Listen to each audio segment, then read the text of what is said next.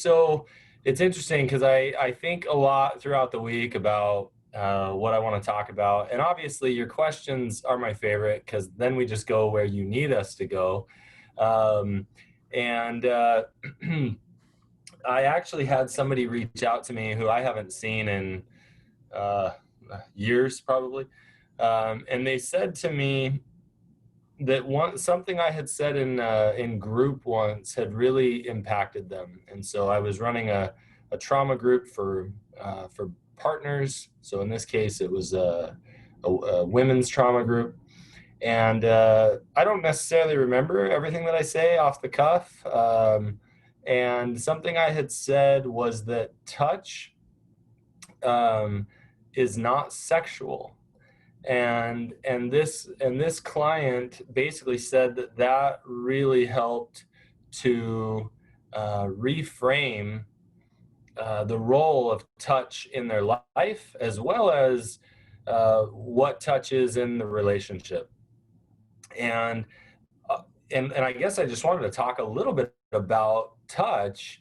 um, I've talked on here a lot about how conflict is what the repair of conflict is what creates an opportunity for attachment to occur. And when we're little, when we're babies, we need very few things. If you think about it, right? We need clothed and changed.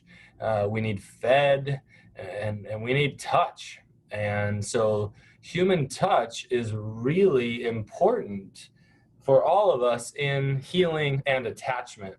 And some people have heard me, I don't know if I've done it on here. I have what's called the hierarchy of connection. Um, the lowest form of human connection is social media, believe it or not. It's hardly considered connection. If I throw out to the world a random statement or a political agenda or whatever, because you guys all know how social media is right now. I'm not necessarily engaging with anybody in particular. I'm just whatever algorithms show up, and then people engage. Well, that's a really low form of human connection.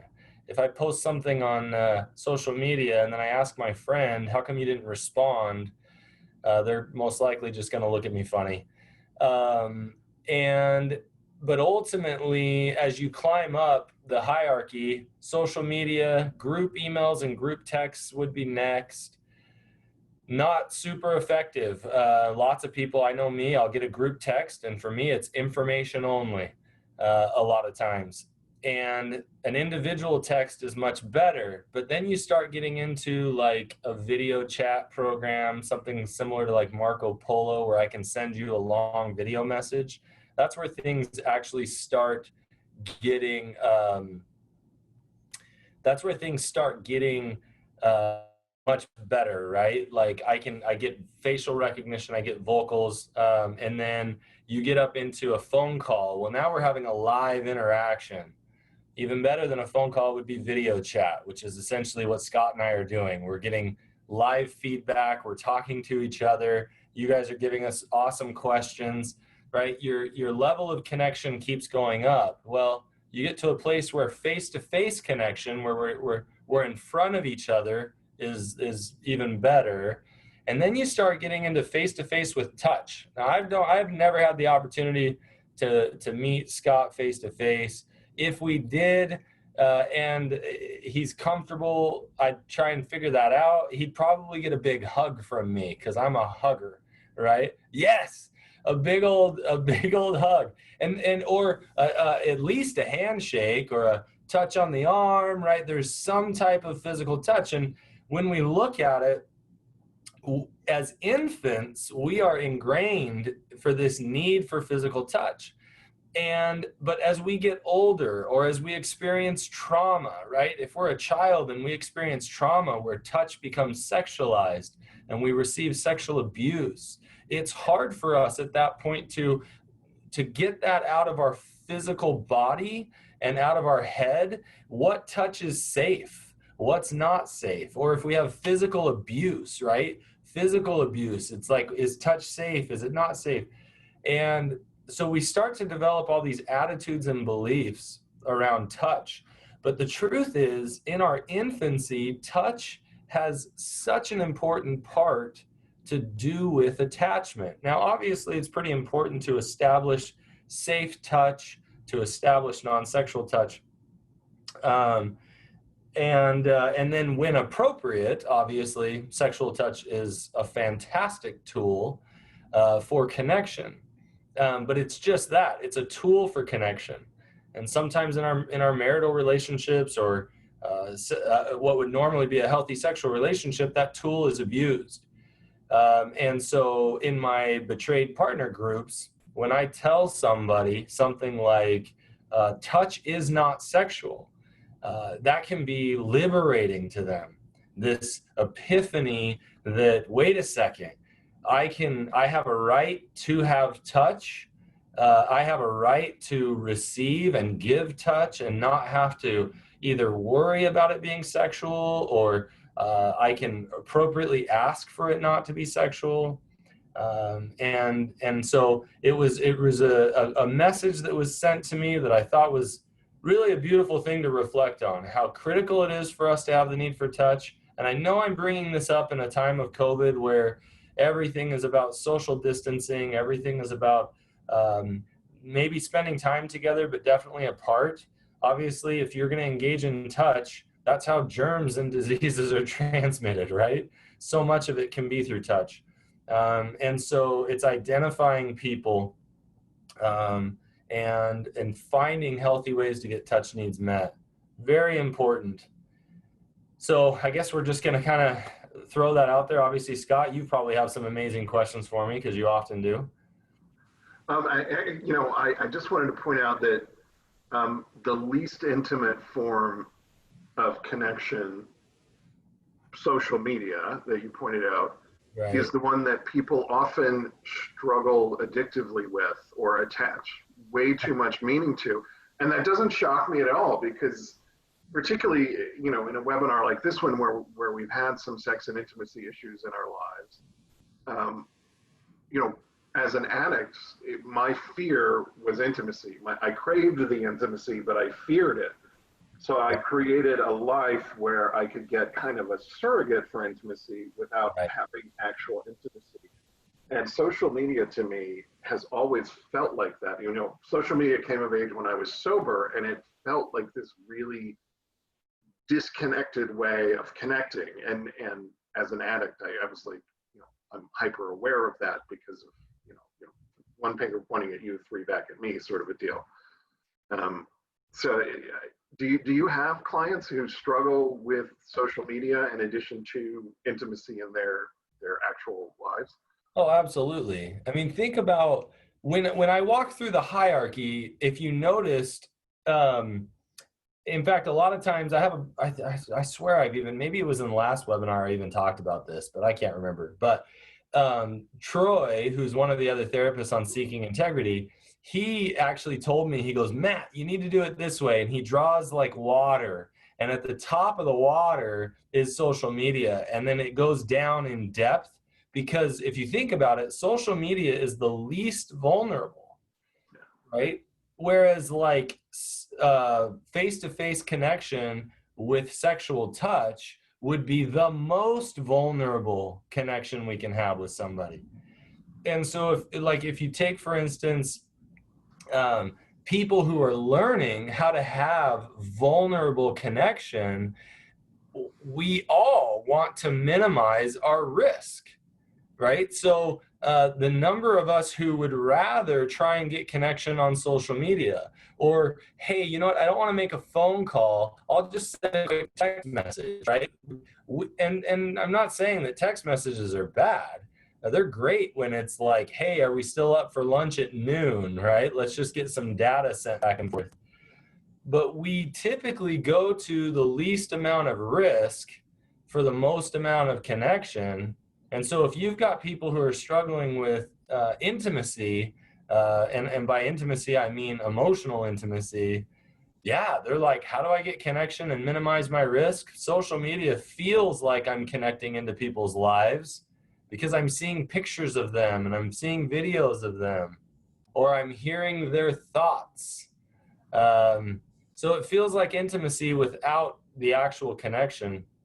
Think about like pornography though too. Like you're watching someone or multiple people engage in what would be perhaps the most intimate act that can happen between two people, and I'm just going to watch, right? Like I don't want the vulnerability, I just want the connection.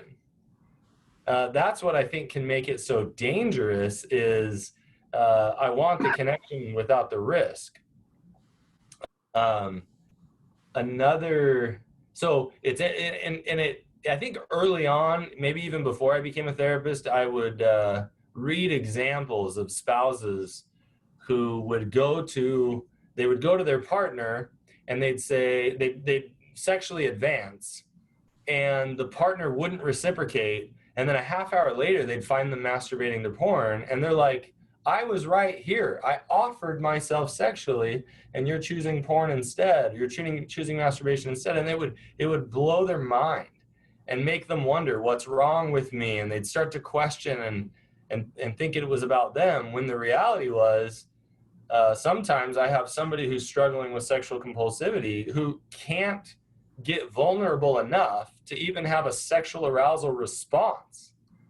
And so, yeah, they might want to be, but they're not able to get vulnerable enough and then just act out to pornography or something else instead, because sex requires risk, requires vulnerability. Yeah, that goes back to one of Pat Carnes's studies where, he said, the conclusion of the study was, ironically, sex addicts are really bad at sex. And it all stems from that fear of intimacy and that fear of becoming vulnerable. And I see it with people I work with all the time. I'll say, when you're struggling, call me. Well, what they do when they're struggling, if things are going well, they'll actually call me. If they're struggling, they'll text me. And that's when I know. That's how I know that they're having. I pick up the phone and go, okay, what is it that you don't want, that you shouldn't be doing right now? Because that's always the dead giveaway. It's the less vulnerable thing. I don't want to burden Scott, so Well, their shame is coming up, right? Yeah, their shame and all of it. Yeah, it's just like, and they know even when they know there's no judgment, they're still afraid to reach out and connect. And I think a lot of times, I'm dragging us way off track here, but that's okay because I think this is interesting. I think a lot of times, partners of sex addicts feel left out of the intimacy loop as the addict starts to recover, because the addict will become close to a sponsor and a couple of people in recovery and a sponsee before really opening up again to the betrayed partner. And it's because the betrayed partner is the scariest one. That's the one that he or she does not want to lose. That's the one that would hurt the most with rejection. Absolutely. So it's harder to be vulnerable. So and it's so sad because the partner, who's the one that's been engaged in the relationship, who's risked the most, who's given the most, is the last person typically to receive the intimacy or the closeness. But anybody who struggles with an addiction struggles with human intimacy, right? That's why the addiction became so powerful, is that they could get some sort of comfort without ever risking, right? And so I know a lot of times partners are like, well, now that we've discovered this, well, let me in. And it's like, they don't know how, right? They have to develop this ability to learn how to be vulnerable, to learn how to ask other people to show up for them. And it's terribly difficult. So yeah, it's a really sad situation, because the betrayed spouse who's saying, man, I've been here with you from the beginning, or I've been here with you the longest. I've stood by your side. I could have left you. And yet they're the ones hanging on, hopefully getting the intimacy that person has learned to develop. Yeah. I have tons of questions about touch, but we've got one in the Q&A. So this is for the people attending, not for me. So what is your feeling about cognitive behavior therapy to help a spouse heal from a husband's sex addiction? Yeah, CBT I think is absolutely amazing. I would say it is typically where most therapists are going to start, is working, doing CBT work, doing lots of grounding work, helping stability occur. And you're usually not going to get into other types of therapy until a lot of the CBT work has been done. And so, to be honest with you, I have a hard time. What I want to say is CBT work is critical. It's necessary. It's the foundation, right? And there may be other therapists who have maybe a different opinion on it, but I would say I'd have a hard time believing that most therapists aren't going to suggest that CBT work really is foundational. Now, from there, once a lot of good CBT work has been done, you can move into some other areas, and you might be able to do some CBT along with like some EMDR or some other things to help reduce some of the trauma responses. But CBT is fantastic. I think it's necessary both for a spouse as well as somebody struggling with addiction. Yeah, just so people know, most therapy modalities have initials. I call it the alphabet soup. Maybe you could explain what CBT is. Yeah, so cognitive behavioral therapy, right? CBT is essentially we're working with the cognitions, we're working with the thought processes, which drive the behaviors to essentially, if we can change the way we think, we can change the way we behave. And so CBT is amazing. It's really just helping us to learn how to change the behaviors, change our thoughts, and change the way we think. Right? If we shame ourselves, if we beat ourselves up, then we're more likely to treat ourselves or to let other people treat us poorly or to treat our own selves poorly. And so, as we learn to think maybe better about ourselves, as we learn to think about situations differently, we learn to behave differently.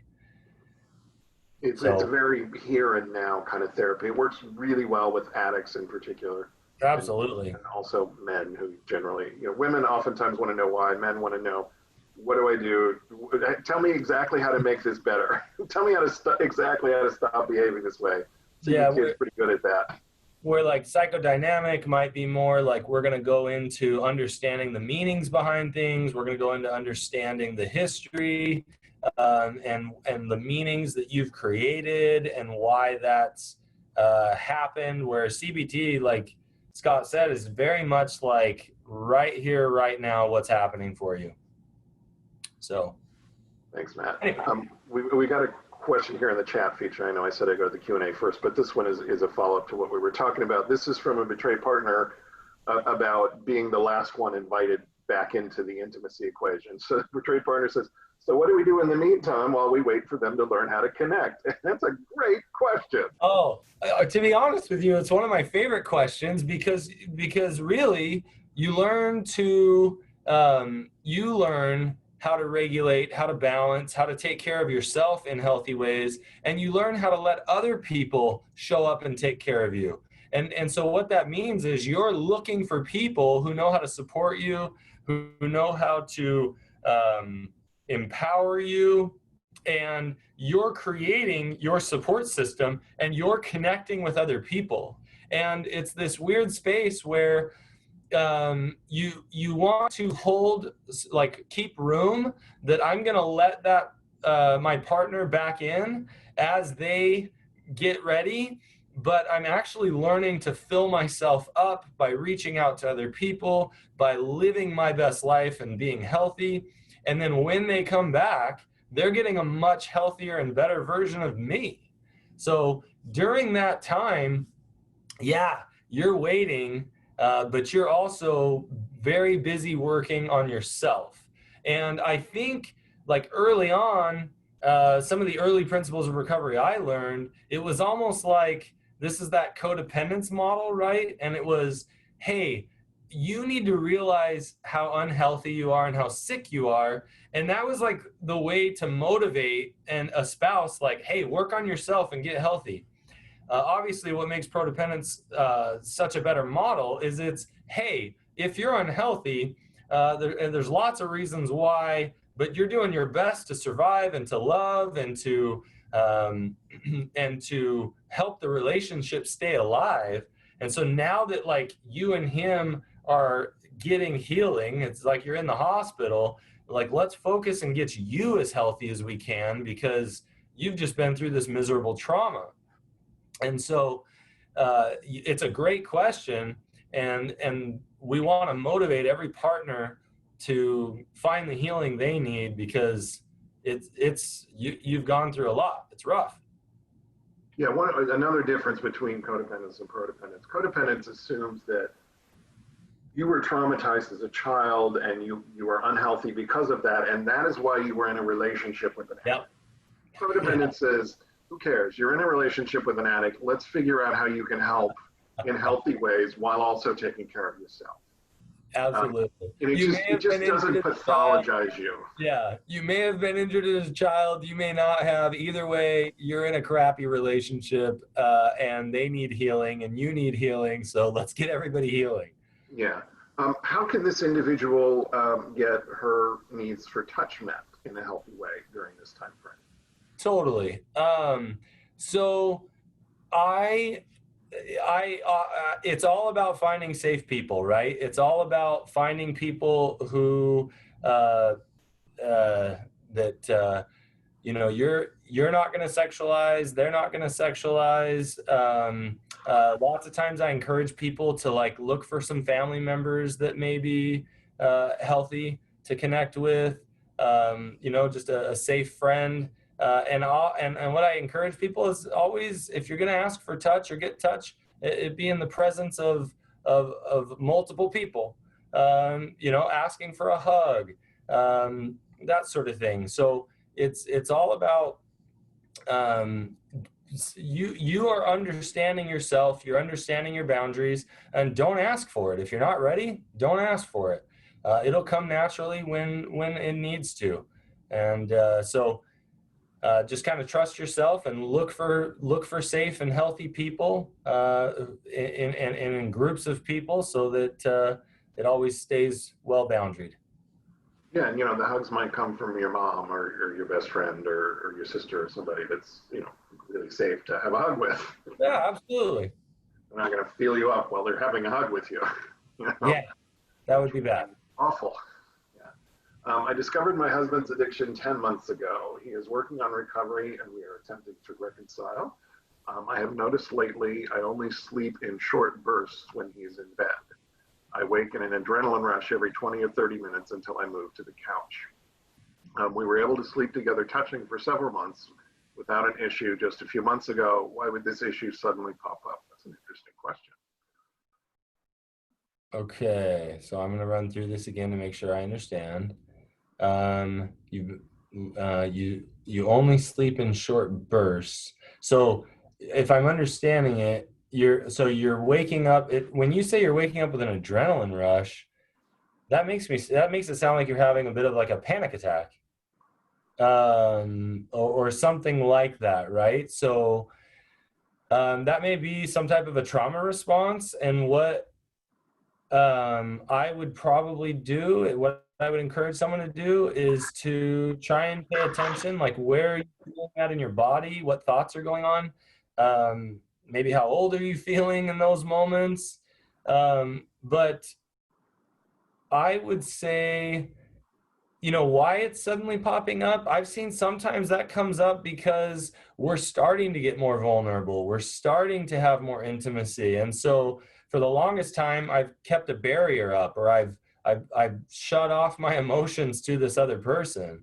And so I keep a distance emotionally and maybe even physically. And so I'm starting to get more and more comfortable, but that's actually bringing up more and more of my anxiety, which is coming out through my sleep. So there's, I would absolutely, if you feel safe enough, I would share that with your partner. Let them know that that's happening for you. Teach them how to show up for you if possible. Create boundaries. Like, you might start out, like I've had this happen where I've said, create a boundary of pillows, like physically put a bunch of pillows in between the two of you so that mentally, hey, we do have some bit of a barrier here. Have a conversation around all of that. Um, what I would encourage, again, if it's safe, and I don't know the relationship here that you guys have, so you're obviously going to need to check this in with the therapist that you're working with, um, but asking them to show up for you in the moment when that happens, ask them if you can wake them up. But it really, you don't want to avoid to prevent maybe the panic from coming up. We want to learn slowly how to work through that. Sometimes we start to avoid, and then we only sleep on the couch, and then we never work through it. And I would just open up that dialogue and discuss tools like, hey, when this happens, don't touch me, but just tell me you're here and that you're not going anywhere. Tell me that I'm safe, but you're going to keep your physical distance. But yeah, I would absolutely continue to process that with each other. I actually, if I had a client that was happening to, there's a part of me that would be like, oh, good. Let's figure out what's coming up here. Maybe there's something that you've been holding deep down for a while. So I Yeah, hope that. I think you're right on with that, Matt. I read this and I thought, well, it feels like a post-traumatic stress response. And, there's research about betrayed partners that they often manifest post-traumatic stress disorder symptoms. It doesn't mean they have PTSD. It just means they manifest the symptoms, one of which is sleep disturbance. And your suggestion that maybe you're starting to heal and feel closer, which creates some vulnerability that's really scary, it might be triggering this. I think that's a logical explanation. Obviously, there could be 100 other things, but Yeah, I mean, that's the hard part, right? Like, sometimes a trauma can start coming up like that because, man, we're really stressed out, or we used to go to work in the middle of the day, and he'd go to his office and I'd go to mine, and now we're working from home, and so we're never getting a break, and so maybe I'm feeling a little more tension and a little more anxiety lately. I mean, there's so many reasons why that could be coming up. But if you guys have had the connection that it sounded like you did through the comment, it really did make me wonder if it's actually just an increased vulnerability between the two of you. So obviously you're going to need to explore that, but man, what a beautiful question. yeah, yeah, I would be like Matt, sort of like excited and hopeful, like, woo, all right, let's find out what's going on here. I think we're making some progress. Yeah. It could be a real But sign of progress. but it's terrifying, right? Like, that's the other thing, that sometimes it's like I can look back and go, oh, I'm so glad I had that trauma response, and here's all the cool things that opened up. But in the moment, I'm like, that is the worst feeling ever. And so I hope it doesn't sound like we're diminishing that, because it is such a terrifying feeling. So I'm curious. I'd love for you to report back and let us know what progress you've made on it. Yeah. Okay, let's go to the next one here. In recovery, this is from an addict. My CSAT advised to always ask for permission to touch my wife in any form when showing empathy or caring for her pain. As an addict in recovery, trying to show that I do care, is there one form that is the safest for the betrayed partner but still allows for connection, i.e. holding hands, touch on the shoulder, etc., etc.? I love that your CSAT told you this. I think it's actually really important that we always ask to give touch and ask to receive touch. Now, sometimes that, depending on where the relationship is, that ask is arms out, right? Like, hey, do you want a hug, right? It doesn't always necessarily have to be words, but and because there's been trauma in your relationship, I think it's really important, and likely there's probably some sexual trauma in the relationship, um, on your part, right? And so by giving her the power to accept or refuse touch is so amazing, because you're basically saying to her, I acknowledge my impact that I've had on you, and I acknowledge that touch is not a right that I have, it's a choice that we have. And so I love that your CSAT is advising you that, and that you're acknowledging it. So as far as, I mean, I think so often just asking, so I'm trying to go back to the question here. Asking permission, that's great. One form that's the safest. I think the safest is asking, and even being specific, can I hold your hand? Would it be okay if I hold your hand? Would it be all right if I put my arm around you? Can I put my arm on your shoulder? Right? I think the safest form is asking, but then also watching for body language. If they tense up, then you might want to go, hey, I'm okay if we don't. I noticed you tensed. What's going on? Do you still want touch, or should we hold off for now? Right? Being observant and how your touch is impacting them is really important. Honestly, I'm not sure. You asked what's the safest but allows connection. I think any form, right? Touching a hand, touching an arm, touching a shoulder. One of the things that I encourage people to do is, a lot of times we want to touch in an effort to take somebody's emotions away. And so a good example of this is, we see somebody crying and we want to pat them on the back or rub their back. And a lot of times I really just tell people, hey, just put your hand there. And it really just lets them know, I'm here and your emotions are okay, right? You're not alone. I'm here, and I'm not trying to take them away. And so I think it's important that when we give touch, we're not trying to soothe them. We're just trying to be present with them. So I think that can be pretty important as well. You hold a hand and it's like, hey, I'm here, right? You try and rub their hand, then it sometimes can send the message that your emotions are too much and I'm trying to calm you. So I think it's pretty important that that's what you're watching for, and just being present in the emotion. So hopefully that answers the question well enough. Yeah, I love that last point that you brought up, Matt, because the last thing a betrayed partner wants is for you to tell her or him, calm down. Right. They don't want that. They Right. want you to be there and feel it with them. And that's very different than trying to calm them down, even non-verbally. There's a huge difference with that in terms of empathy, I think. Yeah, I often encourage people to reinforce to your partner, it's okay to be sad. I'm glad you're showing it. Of course you're angry. I'm glad you feel safe enough to be angry right now, right? We're reinforcing to them, yes, I'm validating you for experiencing this emotion, and I'm glad you feel safe enough to express it.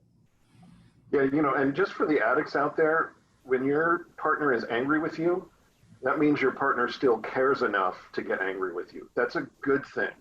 I mean, I don't really get angry about people I don't care about. I don't have the energy for them. Yeah, if I'm angry, it means I care. There's a Lumineers song, and I love the Lumineers, but there's a Lumineers song where he says the opposite of love is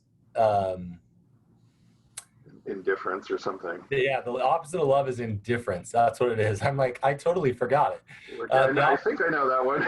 Yeah, the opposite of love is indifference. And I don't remember at the time, but I remember thinking about that once, going, it's funny, everybody always says anger, but it's not. When we don't care about somebody, truly don't care, we're just like, whatever, I'm indifferent. Anger actually shows passion. So anger, although there are healthy ways of expressing it, we're not saying, hey, be excited when your partner's angry. And a lot of times if our partner's angry, it's bringing up possibly trauma for us, or our emotional tolerance can be very low. So, but totally, if you have an angry spouse, part of you has to learn how to stay in that space and go, okay, this is good. They still have emotions for me, even though I want to I look forward to getting more of the compassion, more of the love. Yeah, and as addicts, we don't want to feel any our emotions or yours, but part of the healing process is we have to learn. So yeah, okay. This is from somebody who's 30 days sober in Sex Addicts Anonymous. In a relationship, we have begun praying in the morning before work, holding hands and praying for each other. I have felt a lot of intimacy and connected as one to God. This has helped both of us. It's not really a question, but an idea of what has worked for us. So thank you for sharing that. Do you find that a spiritual connection together can help? Well, yeah, so if you look at it, really, the 4 areas of balance in our lives: physical, emotional, relational, and spiritual. Those are the things that all of us need every day. We need physical, emotional, relational, and spiritual connection. And the only one that really involves our partner is relational, right? Although physical touch is under the physical category, we don't need a spouse or a partner in order to get physical touch. We can find it in healthy places. However, as far as like a spiritual connection goes, if a couple is able to connect in any of those 4 areas, if a couple is able to connect with exercise, and they're able to connect on exposure to nature, which is often under the emotional category, and they're able to connect, holding hands and doing hikes, right? And if they're able to connect through spirituality, anything that we can connect on is going to bring us closer. And spirituality is often very vulnerable for people. So if I can be vulnerable with you and you can be vulnerable with me in a spiritual realm, and we connect on that, it's going to help us feel very close to each other. So absolutely, spirituality and connection as a couple can do a lot. I don't remember the research, but I know one of the areas where it's important for to look for with couples is, do you have spiritual values that are similar? If you have spiritual values that are similar, that's only going to help. So anyway. Yeah. Yeah, there's so many ways that couples can connect. So yeah. Next question here. How do I stay? It says gag, but I'm going to guess that means engaged. How do I stay engaged in the marriage? I love typos sometimes. How do I stay engaged in the marriage if I'm the betrayed partner and I'm having to source all of my connection outside the marriage right now? I'm so glad that you were able to get engaged from that, because I'm like scratching my head going, gag. I'm guessing, but I think it's a good guess. You know what? That is a really good question. So if you're a betrayed partner and you are the truth is there's a decent chance you've been sourcing all of your connection from outside the marriage for a long time. If you've had a partner who's in an addiction, the question is, I ask it back to you: how did you stay engaged so far anyway, right? And I think some of what that is actually just having hope in your partner's recovery, and I think that's why as a betrayed partner, we're often looking and going, okay, what are they doing? What are they working on? What are they learning? Because our engagement is really, how long can I hold out hope that things are going to improve and that we're going to get connection? So I hope that answers the question, although it may not have been what you were wanting from me. I think as a betrayed partner, you have to figure out, do I want to stay in this relationship? Why do I want to stay in this relationship? What are the good things about this relationship, and kind of hang on to those, right, as you try and heal. It's I think it's almost similar to when you first get connected with each other. You get connected because you have a lot of hope for the possibilities as a couple in the future. And I think it's trying to stay connected to, okay, what possibilities do we still have? What things do we have that are good? And sadly, I think when I've seen a betrayed partner, or anybody for that matter, decide to end the marriage, they truly don't have any hope. And but oftentimes it literally comes from a place of peace. Like, you know what? I've given this everything I have, and I'm good. Um, but I think in order to stay engaged in a marriage where there's been betrayal, if you don't learn to get your connection needs met outside of the marriage, obviously in healthy sources, you won't be able to hang on to hope long enough to stay in. Your hope is going to be sucked dry so fast because the one person you're relying on to give it to you is struggling to do that.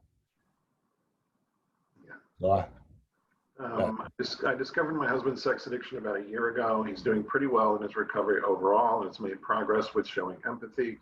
However, lately his ability to show empathy seems to have gone backwards. I'm frustrated as I keep sharing that he's not meeting me emotionally, and then he seems to get more into himself and how sorry he is for my feelings if I'm upset.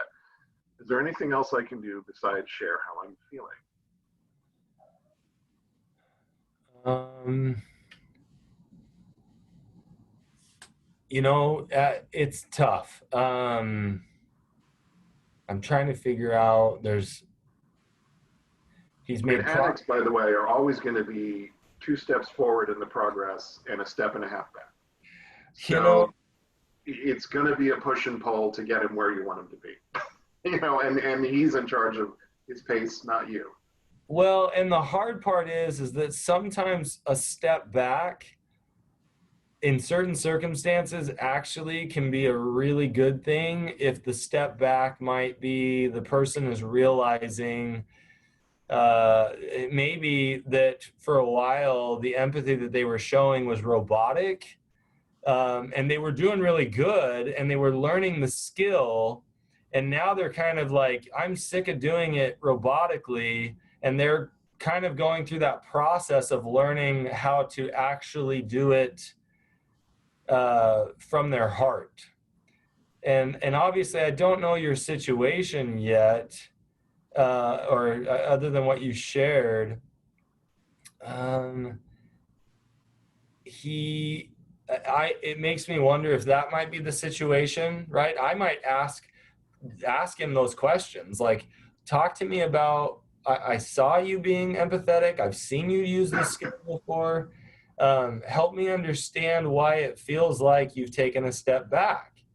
And asking a question that's going to induce an insightful response, rather than going to the person and saying, I don't know what's wrong with you. You used to be empathetic and now you're not. This shows me that you're not doing well, right? The problem is we don't know what this shows. We've got to try and get in and ask some questions and figure out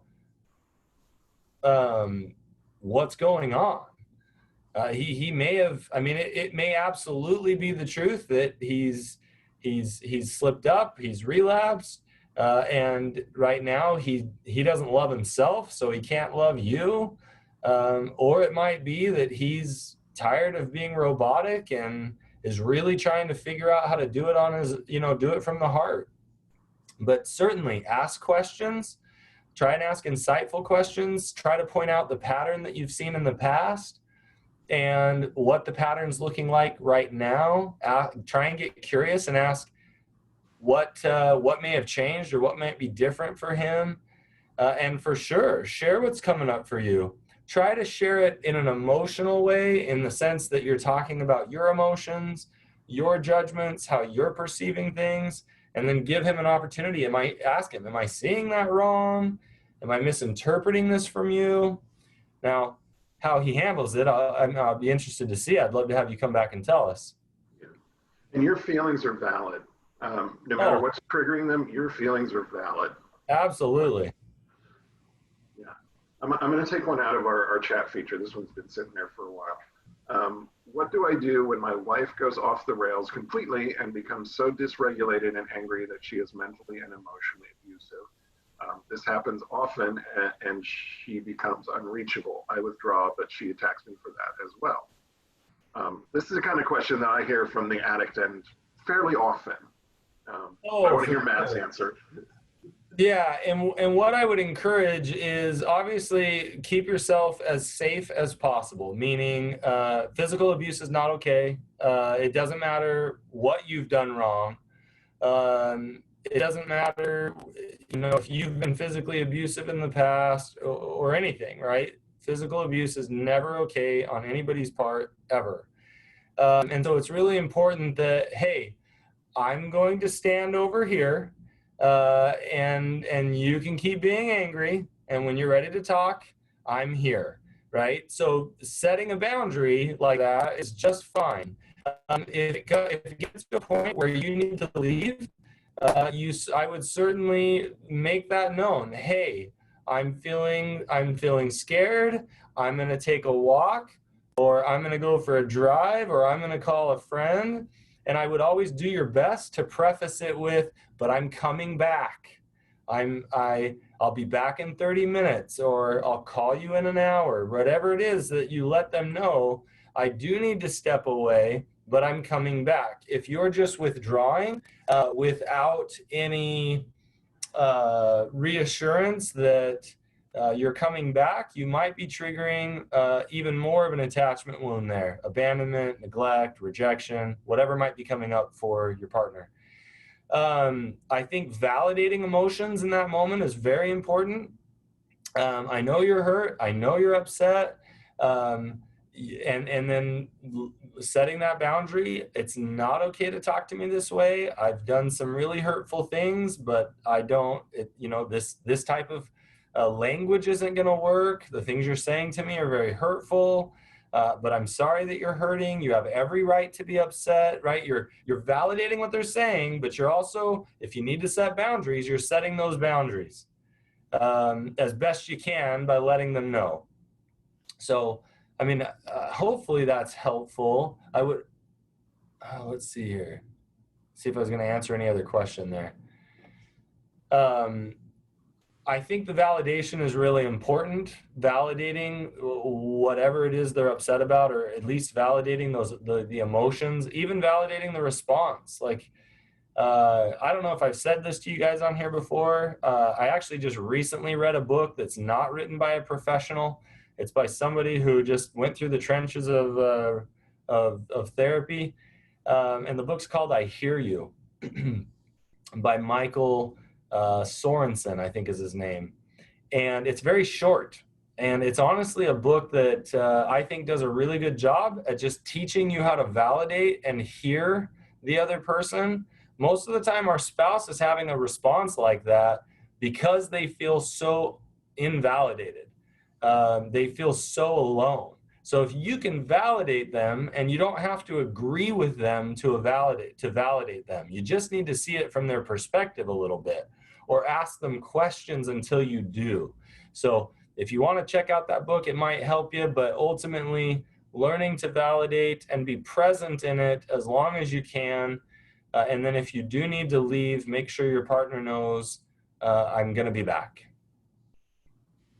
Yeah, and I just posted in the chat feature a link to an article on our Seeking Integrity website, which is our treatment center website, but it's our website as well, about kind of a respectful conflict agreement, or that you can both agree to and kind of sign it as a contract, and about how to handle yourselves when things get out of hand like that.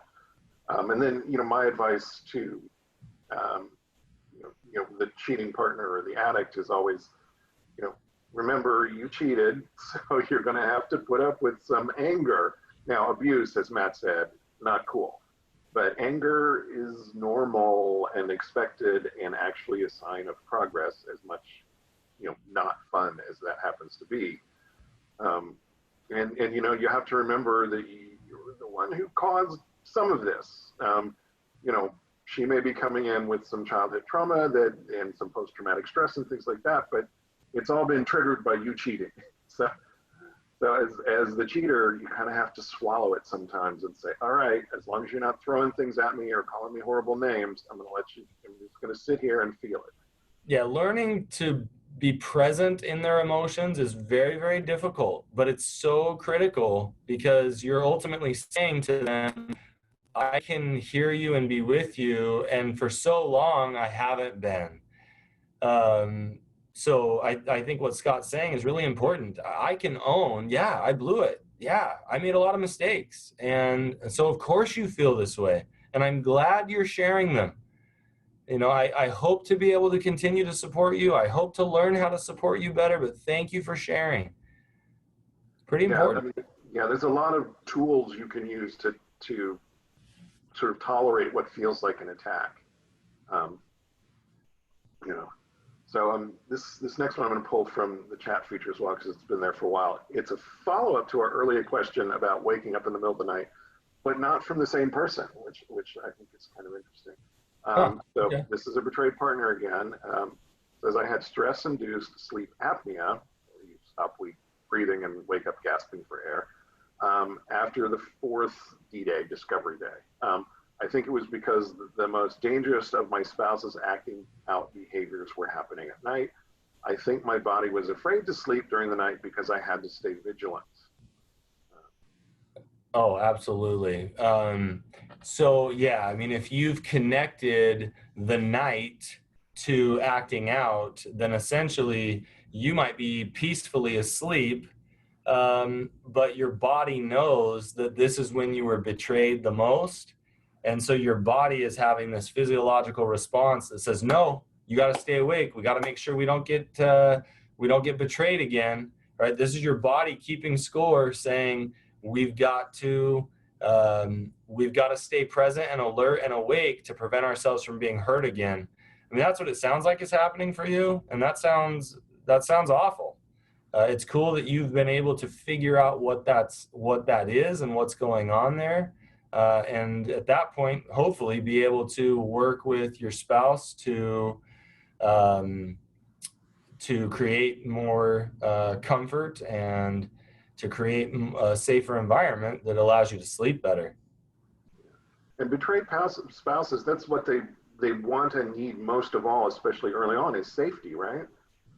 Yeah, and it's really tough because safety is this really like almost vague word, right? Like I don't feel safe, right? I don't feel, but it's really when we get down to it, I what I want is comfort. What I want is connection. You know, what I want is peace. And we have the word of safe to kind of loosely define that, but sometimes in order to get safety, we have to be uncomfortable, right? So I can't just say, I don't feel safe. It's, hey, I'm uncomfortable, but let's work through this slowly and see if I can figure out how to get comfortable and see if you can figure out how to provide comfort. And I think it's important that we notice that. Sometimes it's like, I don't feel safe, I'm out, but we're not doing ourselves any favors because we're not providing the vulnerability in order to make connection. Yeah, that's one of the paradoxes of healing a relationship is I don't feel safe, and the only way for me to feel safe is to become vulnerable and let you re-earn my trust, is to take that risk of being betrayed again. And both parties have to become vulnerable and risk, but I think it's harder for the betrayed partner sometimes because, hey, you've been betrayed badly by the one Oh, person who's supposed to always have your back. absolutely. Or the one person we always dreamed would have our back, right? So, yeah. Yeah. Okay, let's take one more real quick. I'm going to pull this one out of the chat feature as well. Usually we go with the Q&A, but these have been here for a while in the chat feature, so I'm going to hit them as quick as I can. My husband and I have no connection right now due to lack of trust and safety. He asks me out on a date sometimes. He always asks 2 to 4 hours before he wants to take me out and hardly ever has plans. That's not the way to do it, guys. This comes up often. What's your advice on the matter? Well, I guess it depends on whether he's listening or not, right? Yeah. No, I mean, honestly, I think it's important as a couple that we have a conversation and say, hey, what are our rituals surrounding dates? And I don't know that it should always be one person's responsibility to ask out. I think it's if a couple, they say, hey, let's do a date night. I always encourage people do it once a week.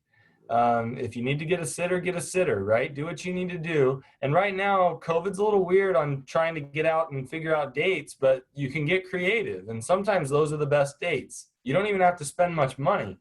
But a lot of times I'll tell couples, think of all the different restaurants you might want to go eat at or get takeout from or whatever, write them down on a slip of paper and do a bunch of different slips of paper and throw that into a jar or an envelope, and then do activities and come up with a lot of creative stuff. It was really fun. The other night, my daughter and I, we were doing a little staycation, and she's like, Dad, because she's gotten to a place where she's dating. She's like, Dad, uh, help me come up with a bunch of creative date ideas. And she and I just went through, and I think we created 81 different date ideas that fun random things that she could do with friends, do with dates. And so coming up with a bunch of ideas and putting them in different slips of paper in an envelope. And that way we have date night, and one week it's one person's job to plan the date. And if that means pull a slip out of the envelope and pull a slip out of the other envelope, and now we've got our date ready to go, and the other person plans childcare, right? And so we're taking turns, and we have equal responsibility in the relationship to make sure that we get our alone time. I think that's pretty important.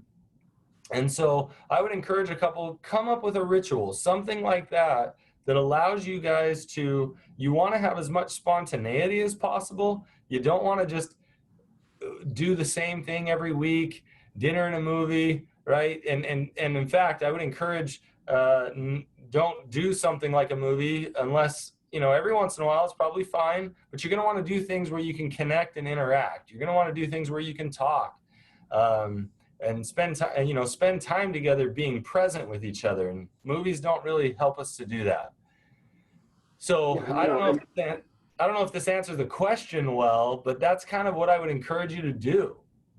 yeah, I mean, and I just want to validate what this questioner is feeling, because I would feel the same way if you always, it's last minute and you kind of put the onus on me to figure out what we're doing. It's like, could you put a little thought into it? Could you maybe Right. care enough to plan this a day in Right. advance? And, You know, and one of the questions you might ask is, how come it's always 2 to 4 hours before? Like, are you scared? Are you nervous? Did you not want to ask? Are you worried I was going to reject you? Like, I'm going to want to know, like, hey, what's this pattern here? What is going on? And I totally get it. I'd feel like I'm an afterthought. I'd feel like, um, I'd feel like maybe I wasn't important. I would feel like, hey, I might have already had plans. Had I known, it might have been a lot easier for me to make sure that I made this a priority. And now I feel like I'm rejecting you, but I don't want to do that.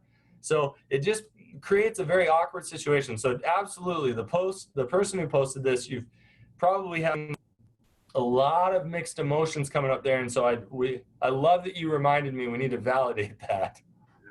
and yeah, and I mean, you want to go on a date, but you want it to be, you know, if I was trying to rebuild my relationship and I was going to come with a surprise date, or a 2 to 4 hours beforehand date, I would have, if my wife or husband liked musicals, I would have tickets to a musical and reservations at his or her favorite restaurant. And I would say, Oh, hey, I made reservations at, this place, and, for 5:30 because this show starts at 7. I would put some thought into what my partner wants to do. Even if I hate musicals, I would go and I would smile and I would sit through it and say, wasn't that wonderful? You know, because yeah, I'm reaching out and showing I care. Yeah. totally. And here's the hard part. Sometimes people are clueless. I remember I was probably 21 years old. I had an old high school friend that I wanted to see, and I was in that part of the country where this high school friend was at. And last minute, I said, hey, I'm coming over. And it was like 7, 8 in the morning. It was super early. And she was angry. And I couldn't figure out why. And she goes, "You're going to sit on the couch until I'm ready." And she wanted her to do her hair, and she wanted to put her makeup on, and she wanted to, and I kind of surprised her. And I remember going, "I just want to see you." Right. And I remember I was clueless. She hadn't seen me in years. She didn't want to have bedhead and, not have makeup on or whatever. I totally get that now. But at the time, I was clueless. And I think it's important for, I think it's important for, we recognize that some of that is seriously just a complete lack of awareness, and they need to learn. Um, I don't know. I hope that helps. Yeah, addicts, we're clueless. When our addiction starts, that's when our social learning stops. Right. So if I start, using porn addictively when I'm 13, my relational skills are those of a 13-year-old when I start to get sober. So we're out of time. We could probably go another hour here, but we can't because it's Friday afternoon. Come back next time. I look forward to seeing you guys. Your questions are amazing as usual. Yes, thank you, everybody. We'll be back in 2 weeks. Thank you, Matt, for sharing with us and volunteering your time the way you do. We all really appreciate it. So. Absolutely. We'll see you soon.